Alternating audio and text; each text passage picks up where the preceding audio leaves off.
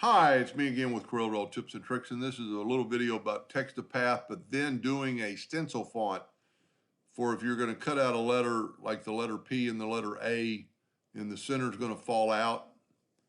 A gentleman sent me some work to look at the other day, and I told him, I said, you could just, do this and then rotate it and, make the stencil font however where you want the stencil.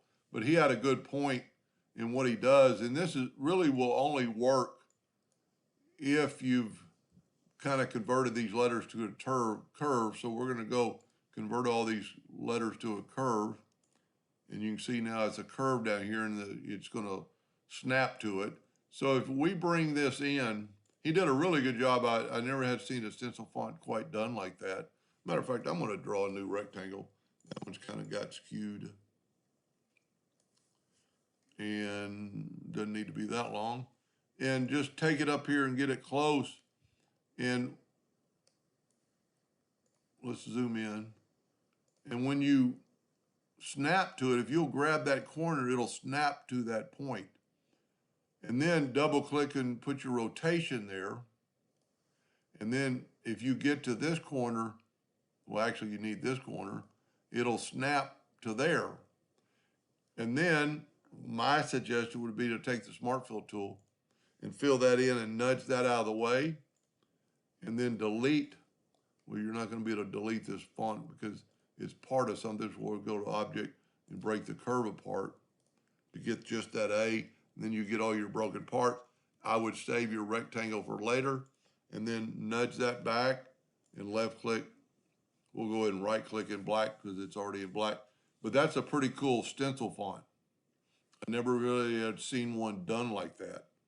The P would be basically straightforward. You could just have that snap to that, move your center rotation there. And if you will grab it at a corner, actually the corner it's going to meet.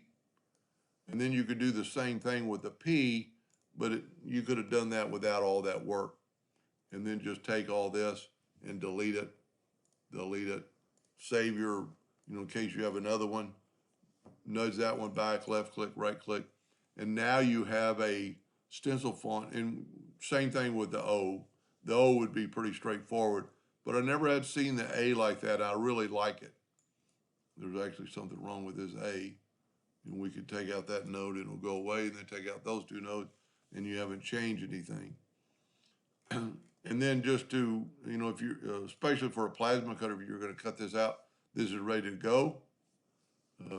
But if you needed to fill it in, you could just fill in the text or grab them all and fill in the text.